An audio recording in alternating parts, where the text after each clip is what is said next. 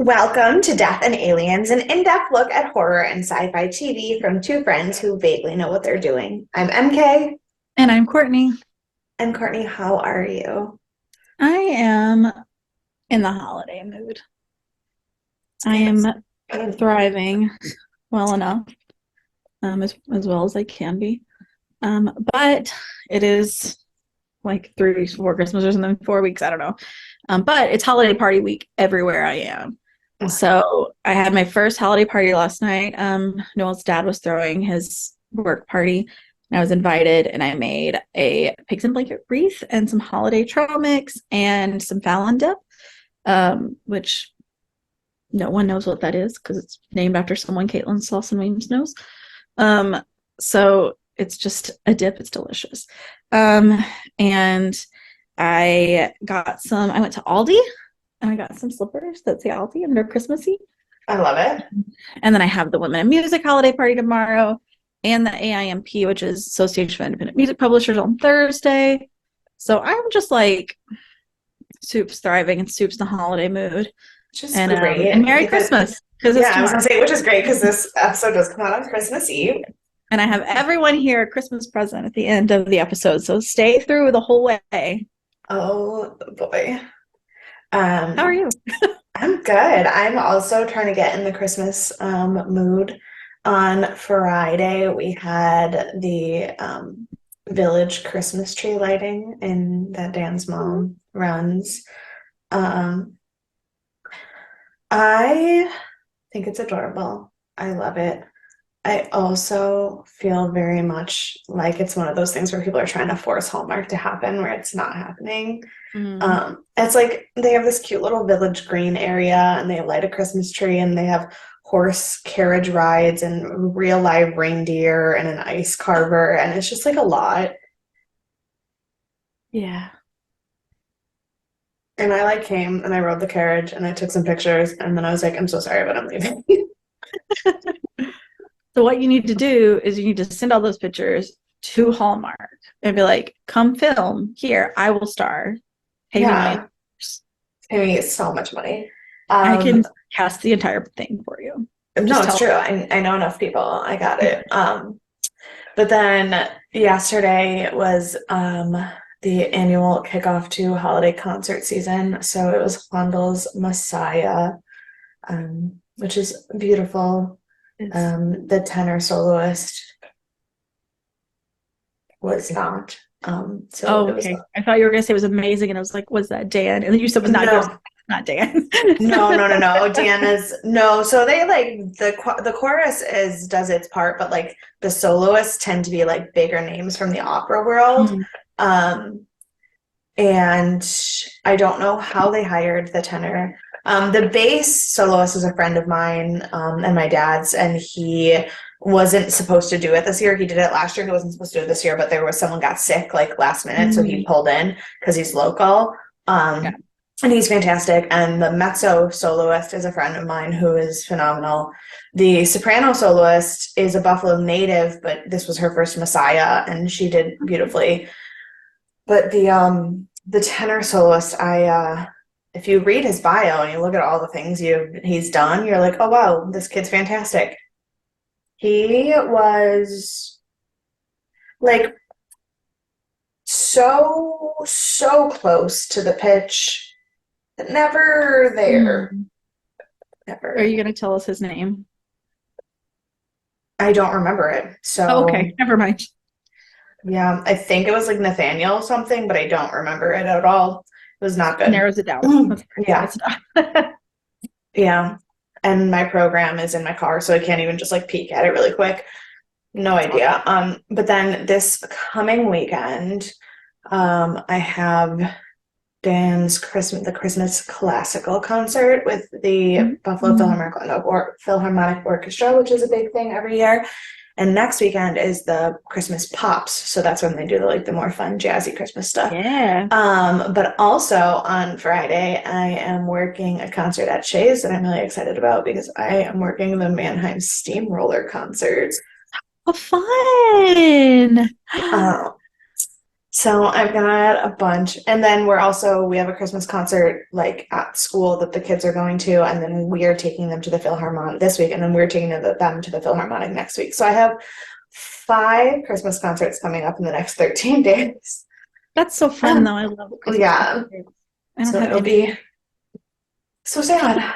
I know. So sad. So yeah, I'm trying to get in the Christmas, but it hasn't really snowed here yet. It snowed like once and it didn't Ugh, stick for I'm long, so so it hasn't really snowed, and I'm like really stressed out about school this week.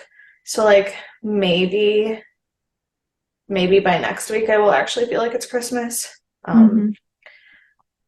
We'll Well, see. I haven't gone to see the like lights or anything. Like I haven't been to Macy's. I haven't been to I just saw a video someone posted about Saxon. I was like, no, I haven't seen it yet. And so When was the Rockefeller tree I last think week? it was last week, maybe Thursday. Is it a Thursday Hmm. they normally do it, I think? Maybe Friday. I think it's Thursdays. But yeah, it was like it just happened. But I haven't seen it yet Um, either. yeah. November 29th. Oh, yeah, it was last Wednesday. Wednesday. Okay. Yeah. Man, it was almost a week and you haven't seen it yet? You've been No, what so am I busy. doing? Well, usually what I do is I walk home from work. And today I was like, I need to record before 9 p.m. So I don't want to walk home from work. And tomorrow I have this party that I may or may not go to, but it'll be fun if I go for the holiday party. Yeah, And then Wednesday is my day. I'm planning to walk home to see everything and stop at like Bryant Park and do my whole shindig that I do every year. It's my perfect. chocolate. I love it. I was drinking hot chocolate, but then I finished it already. So I drank hot chocolate 5 nights straight after Thanksgiving, and I was like, I need to calm down. So I haven't had it in a few days now. yeah, I like made a whole big mug and had whipped cream and it was all fancy and everything, and now it is not. Maybe I'll make some for what are we doing? DNA Awards. Stay tuned Thursday. Yeah, that's Thursday for the last horror thriller Thursday of 2023 is Oh my gosh, we the are closing it out, guys. I know. But we're also closing out some other things. We're here today to wrap up the Stargate season 4. So before we get into that, can you give me a nugget of spiritual enlightenment to get us started? It's a little tough, lovey, but it is what it is. You have to make peace with yourself, or the battle inside of you will spill over onto all of the things that you love, and everything will become war. Wow, that is aggressive. Isn't it? It goes really, really well with my finding peace in the chaos that I'm trying to Yeah. let myself. So, but it's a little aggressive. I understand. Well, I mean, but then again, like I literally the first thing I did when I woke up this morning was sent a Snapchat to all of the Oh, people yeah. on my streaks that just said I am one wrong word away from a breakdown. So like Also, you were like not super enlightening 2 weeks ago. So, that's true. All of my a couple weeks ago, I was like just depressed every time I made a quote. Well, positivity, positivity, aggressive positivity. That's aggressive positivity. what I Um, can offer you today. yeah. So we today are going to talk about Stargate SG-1 season 4. Now, if you remember when SG-1 first came out in 1997, they initially ordered it for 2 seasons. And then before they were even done with the first season, ordered 2 more seasons. Mm-hmm. So we are now finally at the end of the pre-ordered seasons. Obviously, they made more. They didn't just cancel it. But this is we're now at the point where the show is kind of back to regular season by season idea of renewal instead of like just bulk ordering. Yeah. So our season 4 started in June of 2000, because Right. that is a correct time to start a TV show. I will never, never understand how this happened.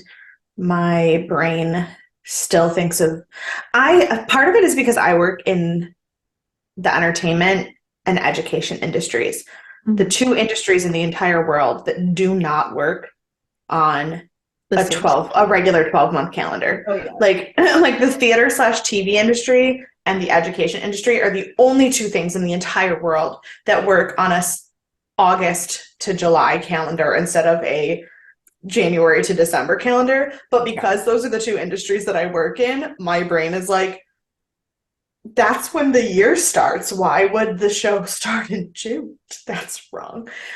Yeah. But so it did start in June of 2000, and we started with our first episode was Small Victories, which was the second part of the Replicators, where we dealt with Russia and the Replicators. We never saw it again. We never saw it again.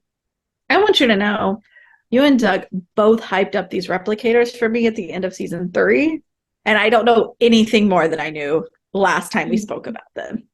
That's okay. It's not, though. It's not. I mean, there are still 13 seasons and 2 movies to go in the Stargate universe. Sure. But you were so hyped up that I was like, I'm going to know so much by the end of season 4. And I know 0% more. 0%. Negative. I know negative amount more because I've forgotten stuff I've learned probably. That's totally fine. After the Replicators, we moved on to some Nazi aliens. Episode 2 was The Other Side, which was the episode where they went into space and found the people who were asking for help with their war, but then it turns out that they were basically Nazis. My alien Hitler story. Yes, Alien Hitler. And that was a one-off. It wasn't really connected to anything, but it was a really well done one-off, in my opinion. Sparked quite a bit of conversation. It did.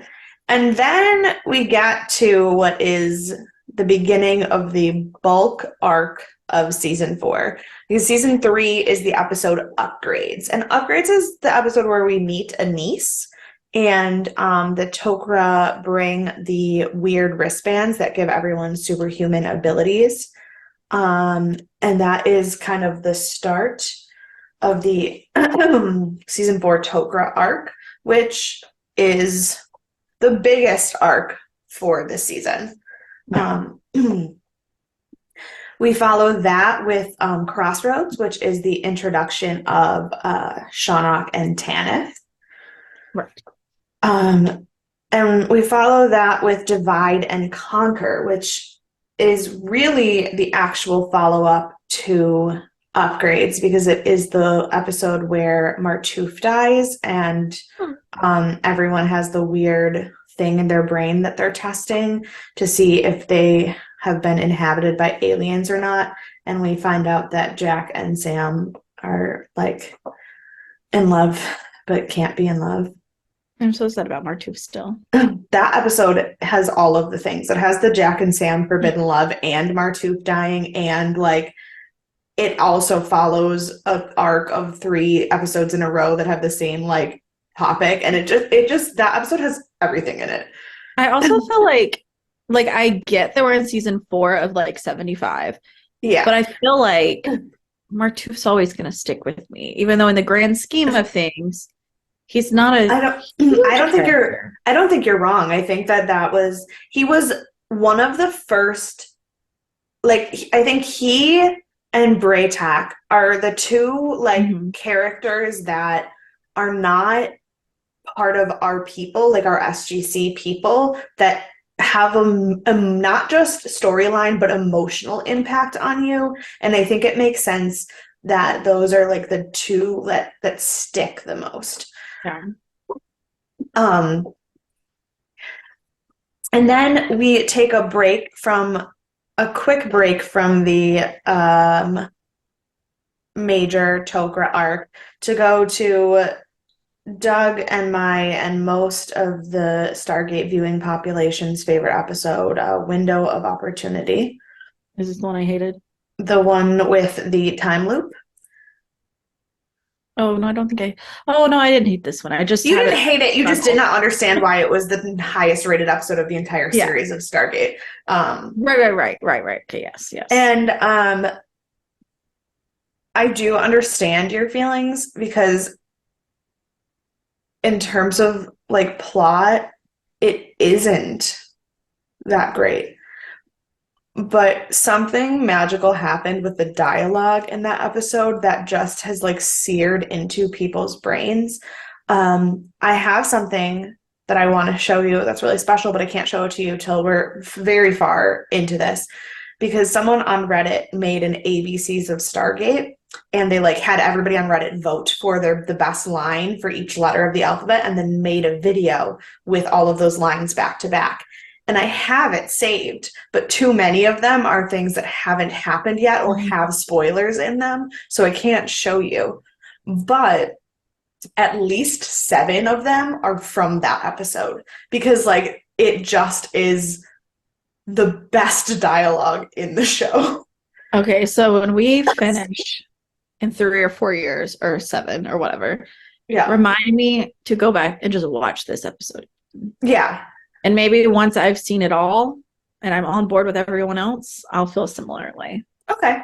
That's fair. Mark that down in your brain. I will. Brain chamber.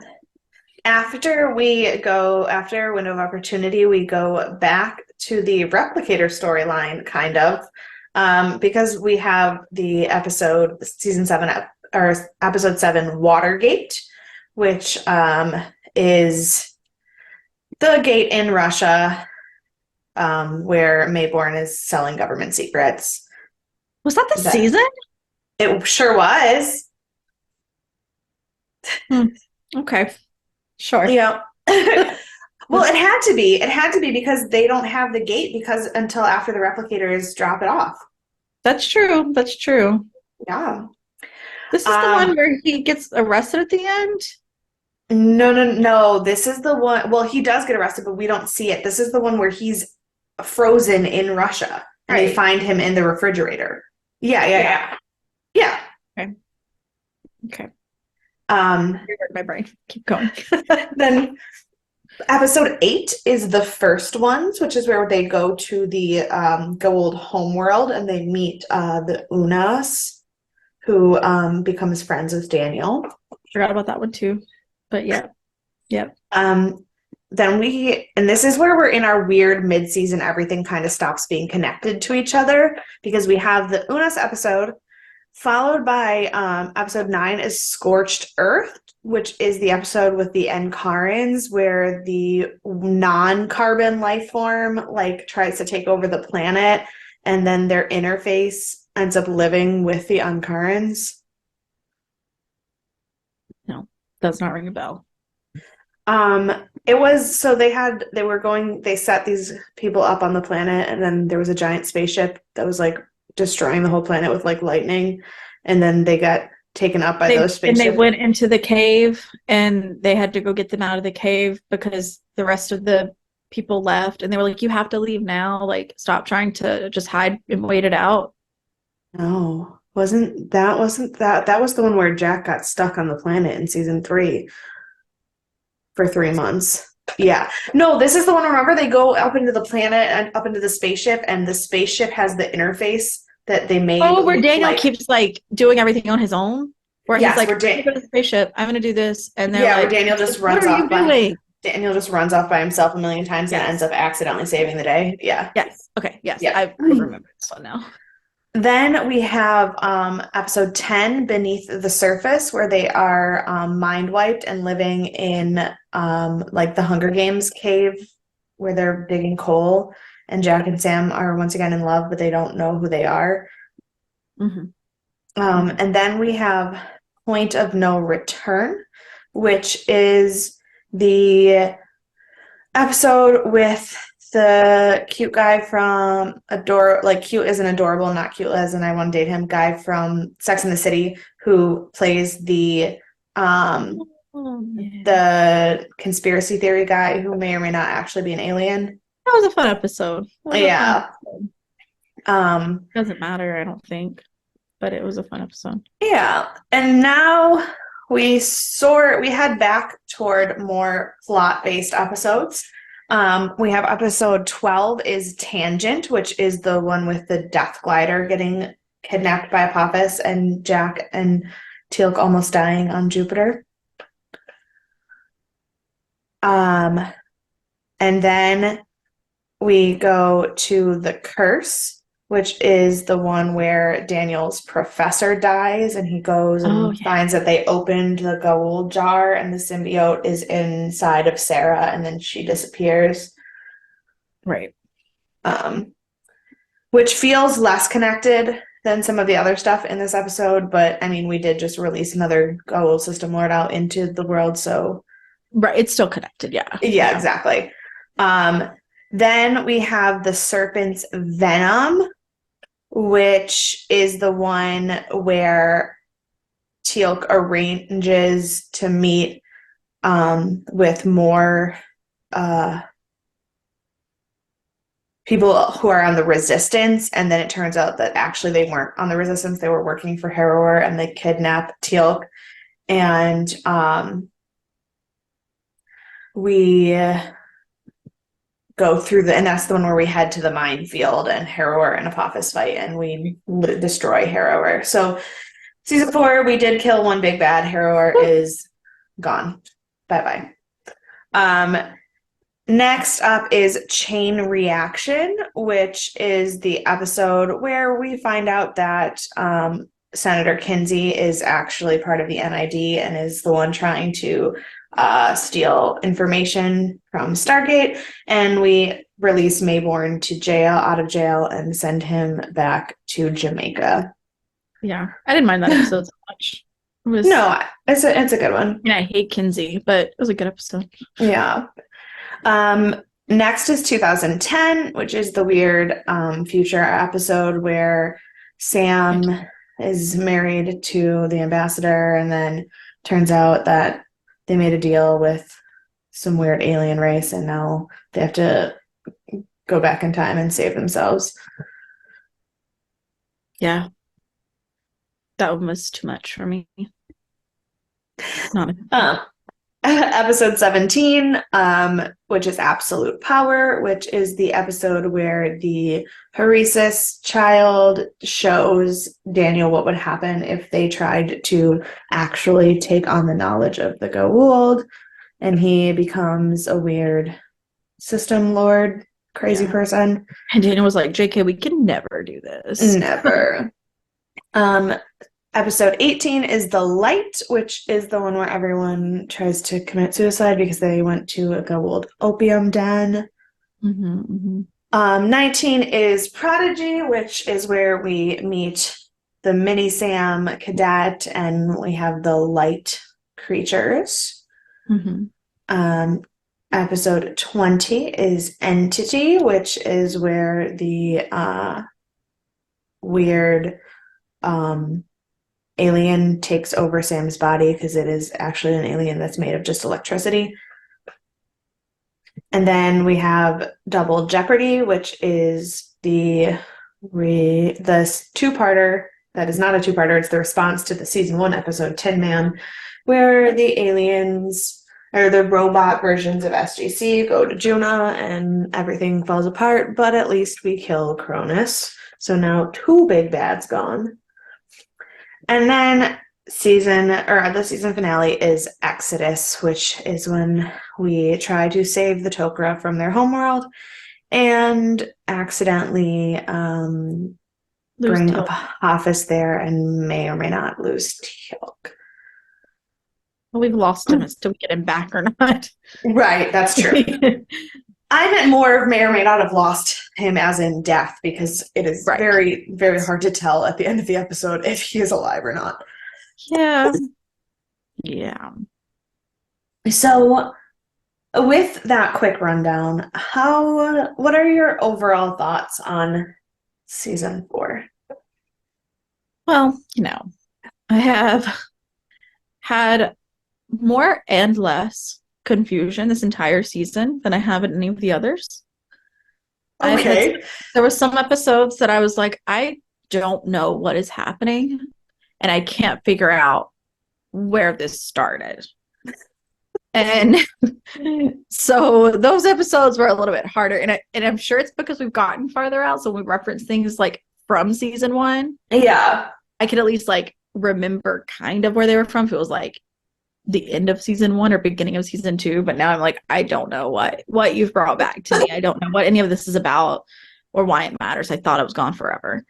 But then it did have like good like building of the world, like you said. Like we got rid of Kronos, we got rid of Heror. Mm-hmm. Yeah. And like, I mean, Apophis is just cockroach that never dies, I guess. We just keep him forever. Also, not enough Braytac. I don't even know if he was even in this season. He was not, actually. That's one of my trivia facts that I have coming up, that this season is the first one to not feature Braytac at all. Well, then definitely not enough Braytac. So that was a problem.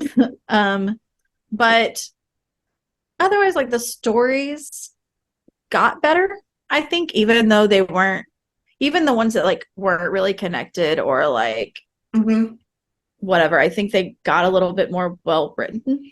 I felt like I did enjoy the plot line a bit more. And generally by the end of the episode, I could tell why they existed and why we got there, even if it was a one-off.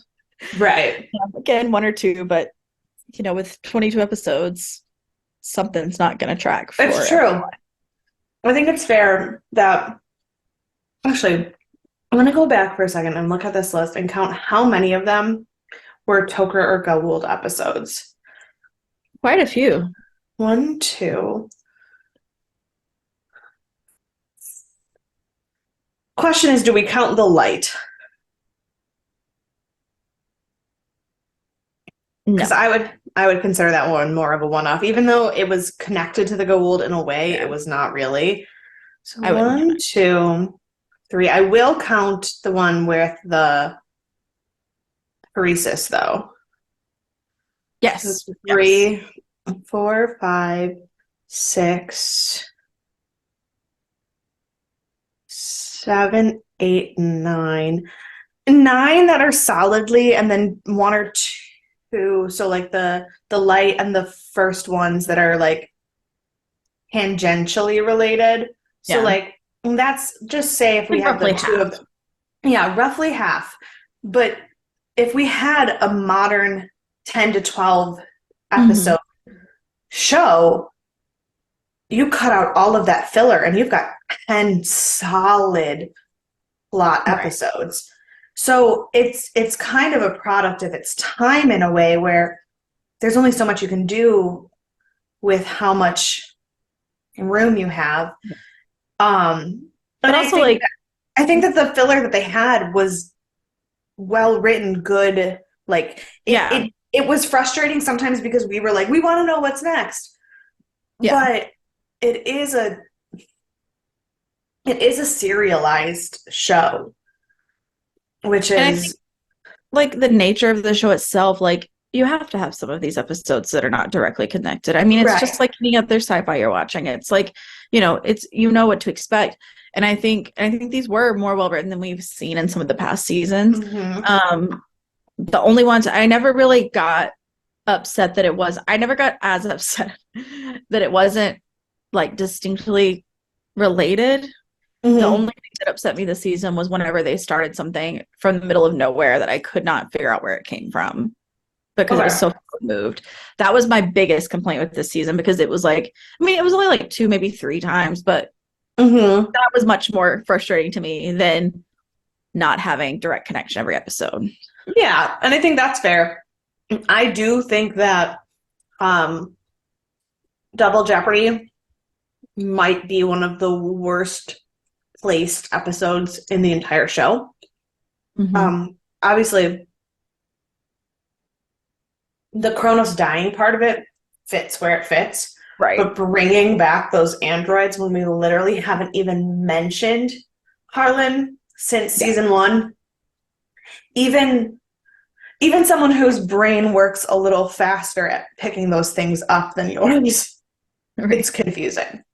Yeah, and like the other thing is I think because with the show, we've had so many drop storylines that like this thing happened, we're never gonna see it again. We've kind of like I feel like I'm settling into that a bit. And so by the end of season 4, to bring back something that I had just accepted was over, so my brain was like, I don't need this anymore because it was similarly important as other things that we never bring back again. Yeah. If not less important than some things we never bring back again. Correct. And so I think that's why I was like, I don't know why we have this. Like but again, yeah, you're right. Kronos, that was a great place for him to, die. But interesting, because you're right. That's something fascinating to think about, is that like sometimes you watch a show and you get angry at everything that gets dropped and disappeared, but because of the format of the show and the age of the show, instead of being angry that things get introduced and then disappear, you just accept that you're never going to see them again. So it's almost a pleasant surprise when they come back, but you can't wait 3 seasons to do that.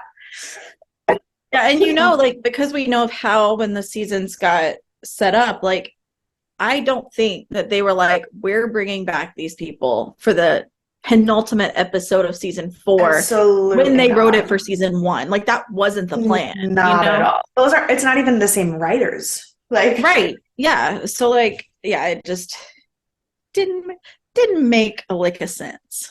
Yeah. Well, I will say, for this season, unfortunately, a lot of times when you have shows that run for a really long time, the Metacritic and Rotten Tomatoes scores become audience only. Critics stop reviewing it after the first 2 seasons or so. Yeah.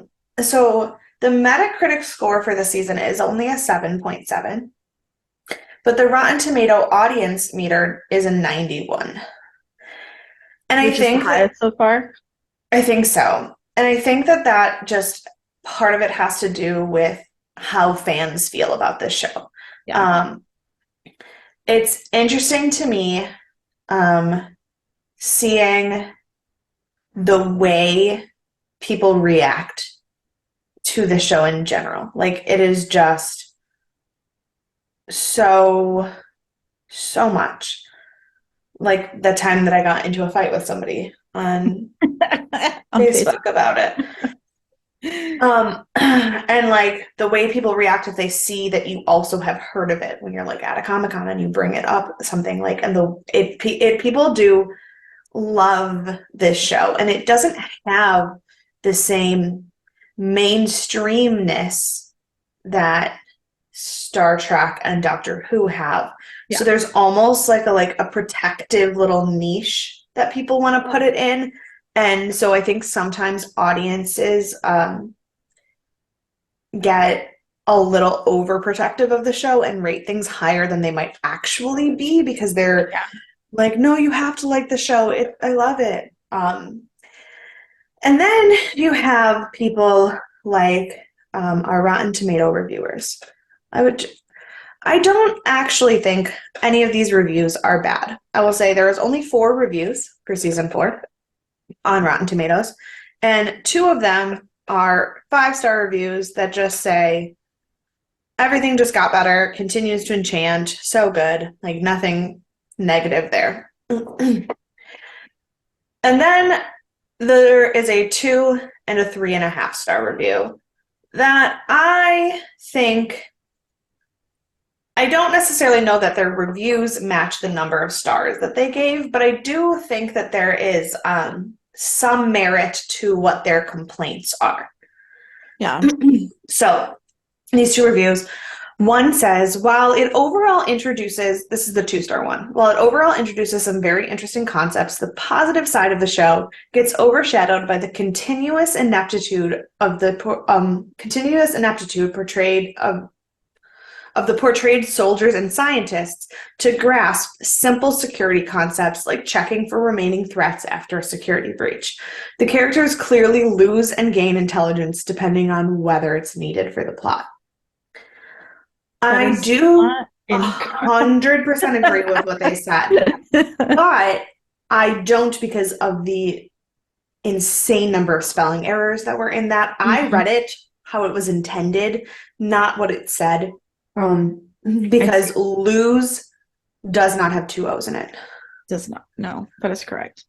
So But also, like, I don't know that I agree that makes it like this insanely low rating. No, I don't. That's why I said like, I agree with their complaint. I don't think that makes it a 2-star. I don't think it makes it a 2-star rating because I think it is frustrating when they suddenly gain and lose the ability to do things that we have seen them do before. But I don't necessarily think that it overshadows the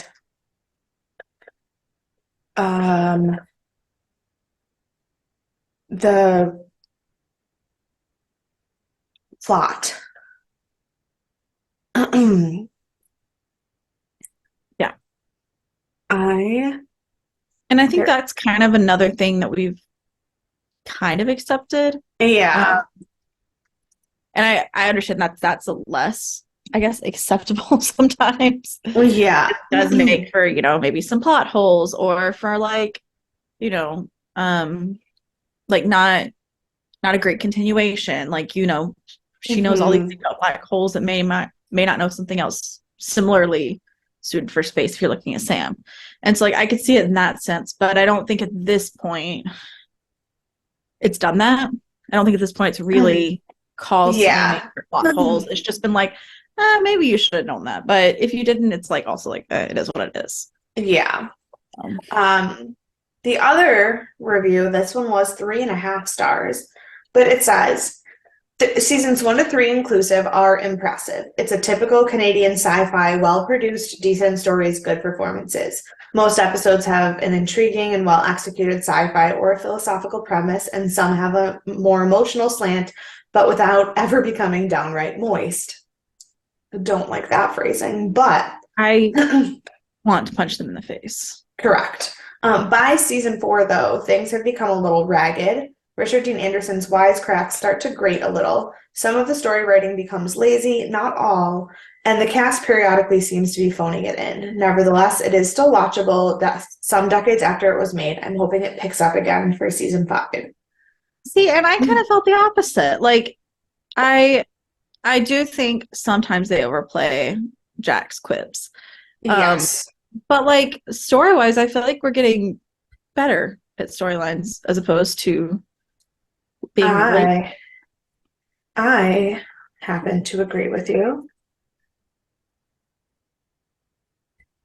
I also realized that I didn't check in to see if our friend who wrote the blogs that we Fire, Water, Ice. What is his name? I don't even remember. Firestorm? I just start saying insane names, will it maybe pop up? Right. Fire, Water? I've looked up like Fire, Water, Stargate blog, and I can't find it. Was it Firestarter? Oh, maybe. You know what? I'm gonna go to our page and find the last episode that I linked the blog in. That's where I'm gonna see if it exists. But so as you were saying that you thought the stories got better. Mm-hmm.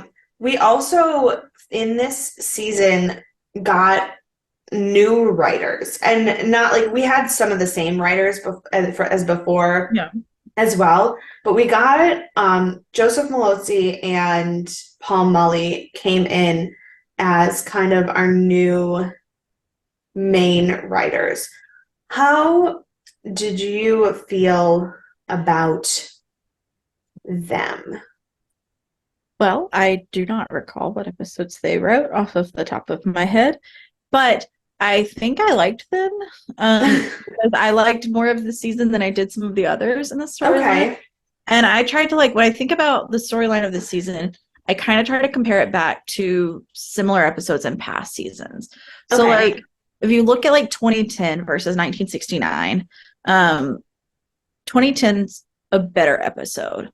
I didn't love the episode, but writing wise, plot wise, and kind of continuity. I know there was continuity and they went back to Hammond or whatever in 69, but it felt more well done. than something like that episode. And then I Okay. look at something like the Fairy Lights episode, which is again not one of my like super favorites, but if you compare that to say the like weird white snowball episode, maybe like those kind of have similar places in my brain, and I would say Fairy Lights was a bit better done. Like, you know, I could tell you the plot of it, whereas I can't tell you the plot of the snowball guys. And so it's stuff like that where I kind of like try to look back at what we've done that's similar. And I feel like even the episodes that I didn't necessarily like or didn't care for as much this season were still done better than their counterparts from past seasons. Okay. If that makes sense. Well, we have gone faster than him. When did he last post? The last Stargate post that he had was of season 3. I did find it, and it was Firewater site. We were right. I just didn't have it typed correctly. His most recent post on his blog at all was December 1st. Like, he's still writing. Oh. He's just writing other things. Like, right now he's working on something that he's writing himself, like a book that he's writing, which is great. But unfortunately, maybe we should and say, please move faster with your Stargate watching, because I would like to talk to you about it. I mean, but he just like writes like cute blogs. Like, he's got he does like all kinds of things, like book reviews, TV reviews. Oh, sorry. He has one of Leverage season 1. I fucking love Leverage. Sorry, I didn't see it. Oh, so good. Anyway, we don't know this guy. For those of you who don't remember, like Mary Kate found him and we just loved him. Yeah, no, I have no idea what this man's actual even name is. I just like his blog. Firewater. Yeah. Born and bred Firewater. Yes. So Firewater is he did not review season 4 yet, so I do not have that review, unfortunately. And those measly reviews I just read on Rotten Tomatoes are all the other reviews that I have. People really need to get it together. People do need to get it together. I could always check if Common Sense Media has anything, because those are entertaining, but not informative or helpful. Just entertaining. Yeah. But about IMDb. Right. I think Common Sense Media doesn't do by season, just by the show as a whole. So, which is not helpful. But since I don't have any other reviews, do you have anything else to add to your review of the season? I think I did a pretty good summary in my brain. I think you did too. That's it. Okay. That's it for me for review. I do have some trivia stuff. Trivia. Just some random bits and pieces. In the scene of Divide and Conquer that flashes back to the events of Upgrade, where Carter and O'Neill are trapped on the opposite sides of the force field, there were actually lines written for Jack and Sam to say to each other, but the actors chose not to say them, and they decided that it was more powerful if you didn't actually hear them say anything. Yeah. Sometimes silence speaks louder than words. I happen to think that was a very good choice. In Watergate, which we talked about was the Russia episode, the thing that they used to make Mayborn look frozen was actually like a melted toxic wax that Tom McBeath couldn't breathe in without risking his health at all. And when he's laying there to get unfrozen, staring up at the red light, it did actually take hours for that to happen, for him to unmelt.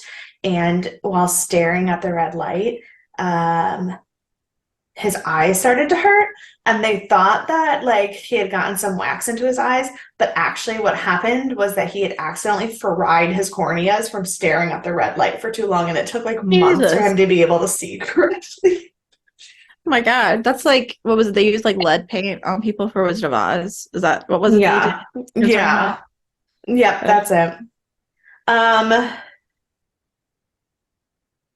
the the episode where um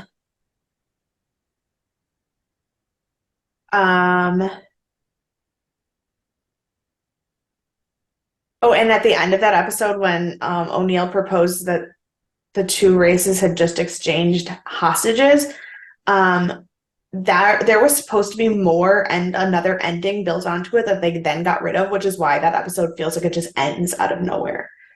There was a whole so Watergate one, they like Oh, same and episode. they Okay, the same I episode. thought So we like lost. they had that moment where they're like, "Oh, we just exchanged hostages" because they like sent the water Yeah. back. They had like a whole other ending written and then just chucked it out the window, but didn't really fix this ending, and that's why O'Neill's like, "We just exchanged hostages," and then boom, end. And that's why I was like, "Yes, Mayborn gets arrested, but we never see it because like they just like fucking chopped the ending of that episode."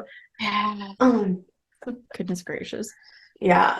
In Beneath the Surface, which was the mind wipe one, Mhm. Thera and Jonah, which was Sam and Jack's characters, were supposed to kiss before they got their memories back, but they didn't because Jack and Sam already kiss in Window of Opportunity, and they were trying to not lay it on too heavy. Yeah, you gotta leave them wanting more. Right. And I do think Yeah. that the whole Jack and Sam of season 4 is something that I could spend an hour and a half talking about. But because they can't progress the relationship, they have to be very careful about how much of it they do. And so, like, there are, like, obviously hints and glances and looks and feelings, but like they only have like 3 or 4 moments that it's like very obvious in the season. And I think any more than that would have been. Well, if you're gonna put a will they won't they in a sci-fi show, I mean, you have like 1,000 episodes, like you gotta drag it out. There's no other way to do it. I mean, I think a will they won't they in a sci-fi episode or a sci-fi show has to be dragged out any bit anyway. But a will they won't they in a sci-fi show where the answer is automatically they won't because they both care about their military rank too much. What is even the point? Like you can't be too heavy-handed when the entire audience knows the answer is no. Right. Yeah. Much. The episode Chain Reaction, which was the episode where Mayborn helps Jack get Kinsey. I actually really enjoyed that one. Well, and I know I can tell you why you enjoyed it because it's basically the plot to Silence of the Lambs. That's why. That makes sense. And in fact, it was intentional. That's why Mayborn specifically asks for a quid pro quo and why they showed him calling from a beach at the end of the episode because it's basically he is the Hannibal Lecter to Jack's Clarice. That is amazing. I love it. I love it. Then we have the episode of Double Jeopardy is the only episode Michael Shanks ever directs. We talked about that, and it is a sequel to season 1, which is dumb. Small Victories, which was the very first episode, was nominated for an Emmy Award for Outstanding Visual Effects for a series. And then there were some other things that were nominated for Gemini Awards and Leo Awards. But the better effects though other than Small Victory. And Exodus, the final, was also nominated for an Emmy for Outstanding Visual Effects. But they are nominated in different season, like years of Emmys, even though it's one season. It's one season of TV, but because of the stupid ass way the show is set up, they were nominated in different years for the Emmys.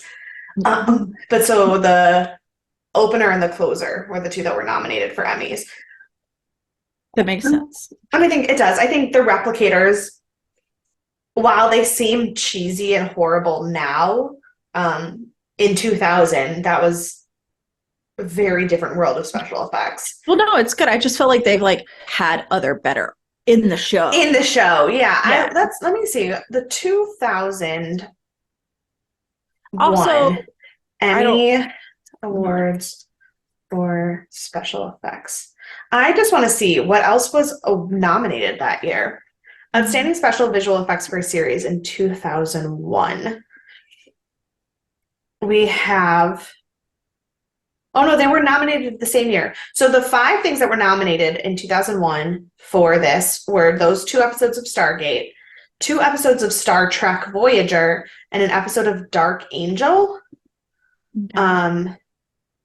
Which is Dark Angel. Is that We've one of the talked about ones it with before. Eliza Dushku? No, with Jessica Alba. It's the Jessica Alba Yes. one. Is With that the one Michael. that won? No, one of the Star Trek episodes won. Which I guess makes sense because it's Star Trek. But it doesn't tell me which episode. It just says Star Trek I don't know. I thought like the Voyager. visuals were good in like the Heresis episode. Like, I don't know. I just felt like there were better visuals in Stargate other than the one. Yeah. Maybe Exodus was great, so maybe that one was good. Yeah. But yeah. I'm glad anything's nominated always, but Yeah, it is yeah, it's nice for it to be nominated. This is not the first time it has Emmy nominations. It was nominated in 1998, but I don't know the Emmy website doesn't tell me what episode. And it was nominated in 2000. So it had been nominated for visual effects twice before, and it was nominated in 1998 for the score, like when it first came out for the theme song and the score, which I think it should have won, but also I don't know what it was up against. Yeah. Outstanding music composition for a series. Oh, well, that's why it lost. It was up against The Simpsons, The X-Files, Roar, and Buffy the Vampire Slayer. Did Buffy win? Yeah. Yeah. I opened the page and it goes, I opened the page and literally went, well, that's why it lost. Like, yeah. I get it. I happen to think that Stargate has some of the best music of all time ever. In fact, multiple of the alarms on my phone are Stargate music, but it's fine. I love Joel Goldsmith, but Buffy, yeah. So I don't really have anything else. I was telling Courtney that I really wanted to like have all kinds of fun things to share with you guys about behind the scenes things, but I did not have enough time to listen to the DVD commentaries for every episode. That's just insane. And B, pre 2001, the internet was a very different world than it is right now. For those of you who are old enough to remember that. Like Like on Gate World, which is like a huge Stargate like website, they have an archive of every interview like ever from the show, and the earliest ones are all from 2002. Like I have no information pre-2002. The only interview I found that I got any trivia from was the interview with Tom McKeith about the all the Mayborn details, but that interview wasn't even given at the time of this. It was given much later when he was talking about playing a bad guy in multiple different TV shows and just like gave information about some of his best moments in Stargate. Like it wasn't even an interview about this season. So I have one more question. That's fine. I was going to throw it to questions and predictions next. So please ask questions. So they renewed 2 seasons, or they did 2 seasons, renewed 2 seasons immediately. At the point of the finale, had they already renewed for season 5? I believe so.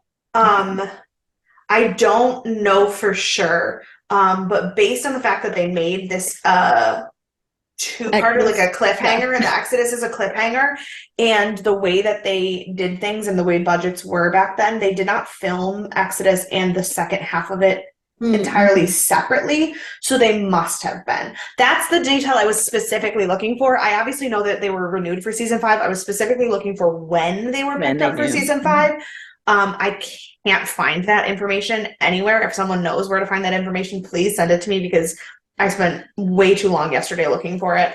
But based on the way that the seasons were, and slight spoiler, the way that there are not a lot of cliffhanger finales anymore after this. Okay. Like season 4 is the last time until way later in the show that they have a cliffhanger at the end of a season. My assumption is that they were guaranteed a season 5 by the time that they filmed that. That makes sense. That's what I expected, because like bold move on their part, because they were all up in the air, I feel like, in the beginning. Like whenever like they were guaranteed all at one time, basically. Yeah. And then it was like, who knows, season by season. I was like, I would not be taking that chance if I was them at that point. And when we will talk a lot more about that when we do our season 5 wrap up, because things change. Gotcha. I won't go into the details yet, but there's a big change post season 5 in terms of production, and not necessarily in terms of actors or anything like that. But yeah, so there's some shakeups coming, but it would have been very bold to end season 4 like that if they had not already confirmed season 5. And it must have been a weird thing to go from knowing the future of your show 4 seasons ahead of time to now we have to write for just a season. And it'll be interesting to see what that does to the storyline of season 5. True, because I wonder if it'll be less filler, because they're trying to, at this point, when they're doing 2 seasons at a time, they're trying to expand over those 2 seasons to make sure they don't run out of story or whatever that tracks. They want to make that happen. I mean, because by the time they were halfway through season 1, they knew that they had 3 more seasons to write with, and now we're working at okay, that's great, you've got 22 more episodes, what are you going to do next? So I wonder if it's gonna go like in the sense of how it makes it maybe even more I'm sorry, I'm cold, I'm turning on my heater. I wonder if it's gonna make it more of like Doctor Who, like in that sense. It is, I mean, we talk about one-off episodes and whatnot, but if it feels more intentional when it's only 1 season at a time. Because I feel like I understand it's intentional. I understand they wrote it and they knew where they placed it, but it doesn't feel that way when you're watching it, because you're like, this doesn't really make sense here all the time. This doesn't make sense here. And like, I think if they didn't know, another thing, I think if they didn't know that they were getting a season 5, Double Jeopardy would not have happened.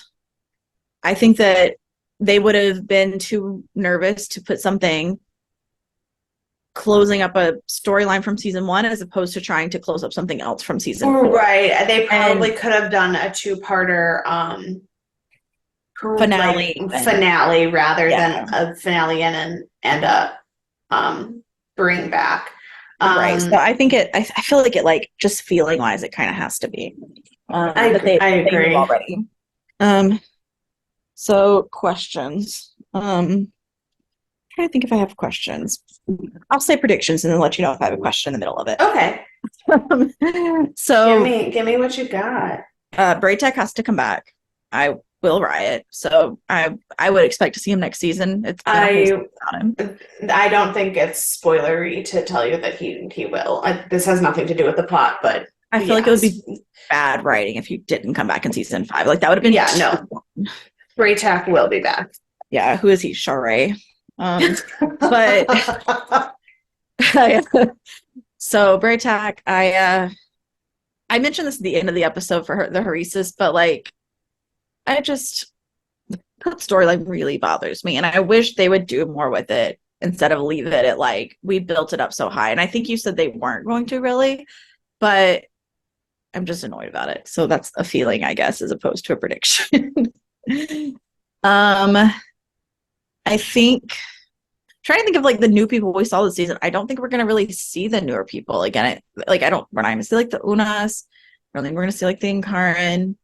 I assume we'll see more with the Tok'ra, but I wonder if they're gonna dial back the Tok'ra a bit, because we did see a lot of them this season. So I wonder if they're gonna switch over to maybe like including some more like Jaffa, or like, you know, maybe somebody else bring back like Thor. Then I don't know if the Nox really come back a lot, but like do more with those Guardians, like kind of do like a refocus on some of the people we talked about before that we're not at all focused on in this season.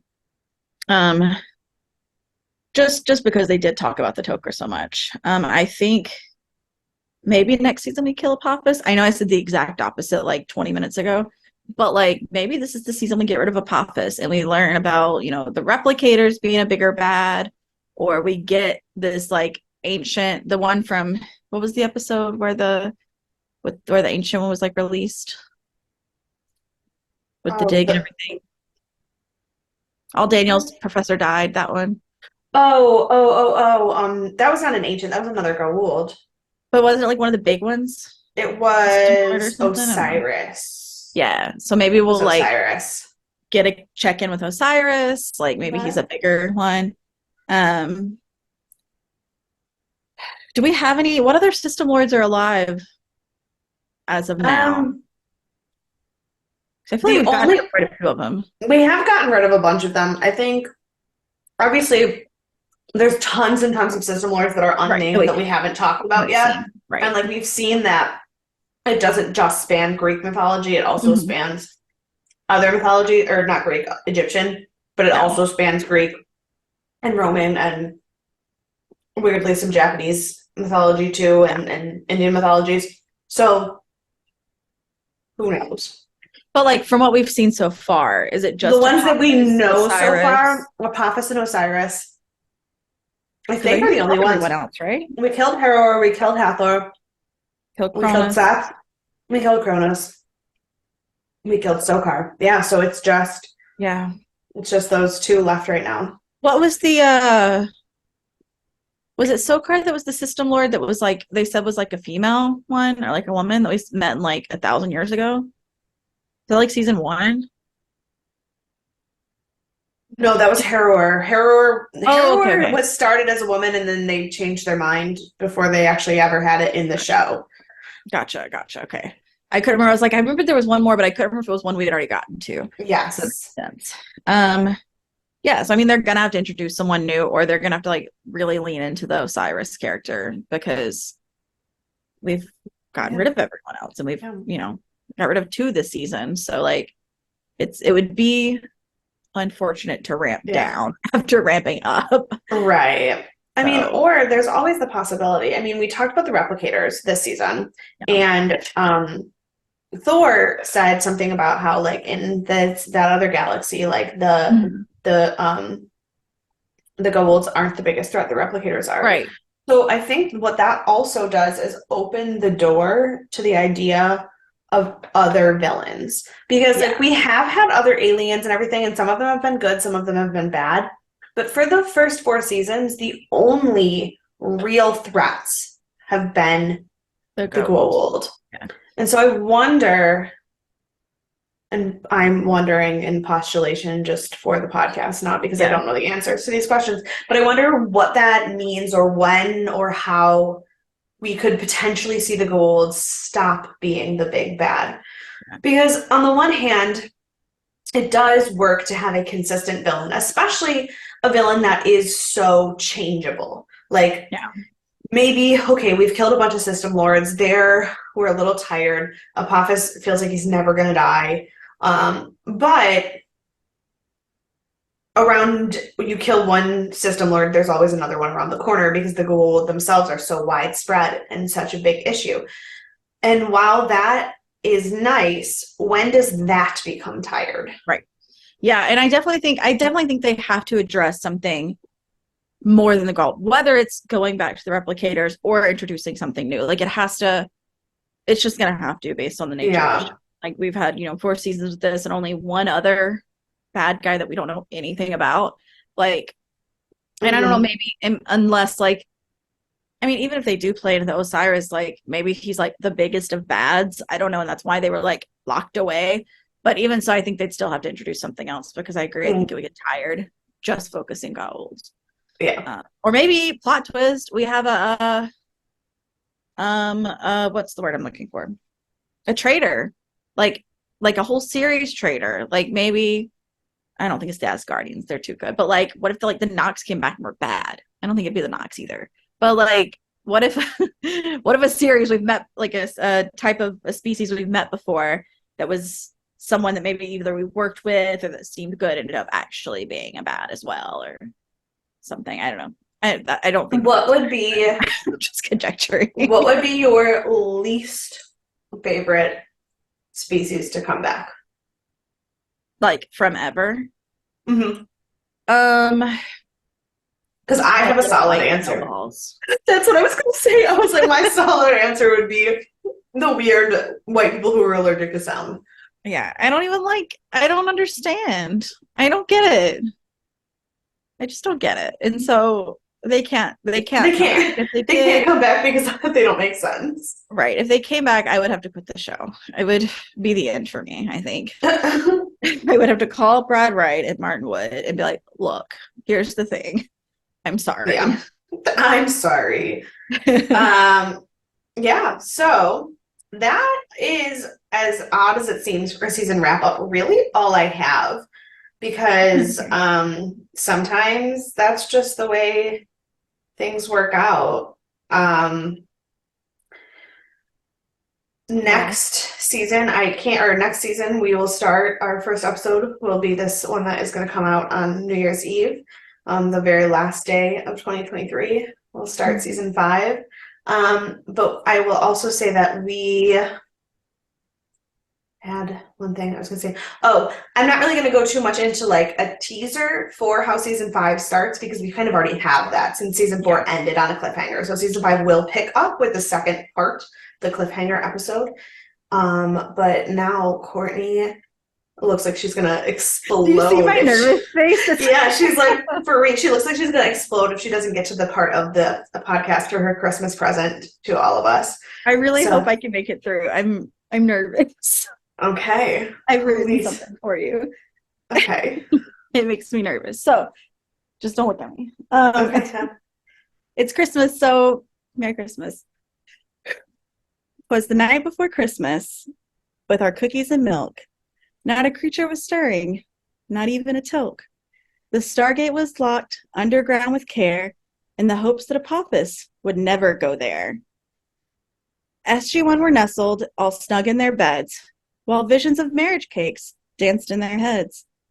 Jack at his lake and Sam in the lab had just settled down for a long winter's nap. When hark, what is that but a sound from the iris? SG is all giddy, like Daniel with papyrus. Beamed from their beds with the strongest of lights, who but Thor shall appear to brighten their night? The moon on the breast of the new fallen snow brought our alien friend wrapped up in a bow. He wasn't alone, so who do we see? The Nox and the Tok'ra to form our top 3. With Thor at the helm, so lively and quick, I knew no way could this be Saint Nick. They brought out bells and presents for all. Even Hammond of Texas was having a ball. No Goa'uld, no Jaffa, and no Apophis in sight. This truly may be the most peaceful night. They spoke not a word as they popped the wine. With all the festivities, they were sure to unwind. They laughed and they cried as they regaled the year. They were all glad. Even Braytuck took time to be here. They spoke of letters they promised to send, but all good things must come to an end. I heard Thor exclaim before he beamed out of sight, Merry Christmas to all, and to all a good night. That is so good.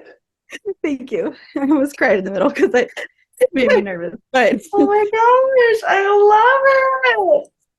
thanks. I worked really hard. That's the most time it's ever taken me to prepare for an episode ever. I've like scratched. I love how you were like, I love how you were like, I didn't prepare anything for this episode. They just wrote a whole new song. It's fine. It's fine. Also, there are like a lot of verses in "Twas the Night Before Christmas." I only did like half of it. Correct. Yeah, no.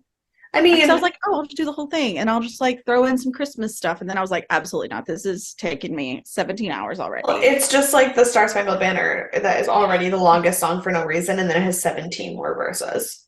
Yeah, it never. And they just get weirder. Yeah. Well, that is our Christmas Stargate. I hope you're all listening to this as it comes out, so you are snuggling into your beds, ready for Christmas morning. I hope Thor comes to visit you. Me too. Well, with that Christmas joy. We hope you all have the best holidays. We will see you on New Year's Eve for our last episode of the year. But before that, we will be doing our DNA awards for The Exorcist on Thursday, which will be the end of a weird era. It will But yeah. So if you want to tell me where to find information about season renewals or compliment Courtney's beautiful Christmas poem, please email us at deathandaliens@gmail.com. You can don't email me, that's weird. You can find me on you can find the podcast on all the social media. That's the one that comes next. I don't know how to sign off of this podcast. I've only been doing it for almost 300 episodes. You can follow the podcast at deathandaliens@gmail.com. No, just at deathandaliens. What is wrong with me? Okay, email the podcast at deathandaliens@gmail.com. Follow us on the social medias at deathandaliens. Follow me everywhere at EMKAY_superstar. And you can find me at CECloud13. And we are going to see you later before we lose our absolute minds. Goodbye. Bye. Oh my God.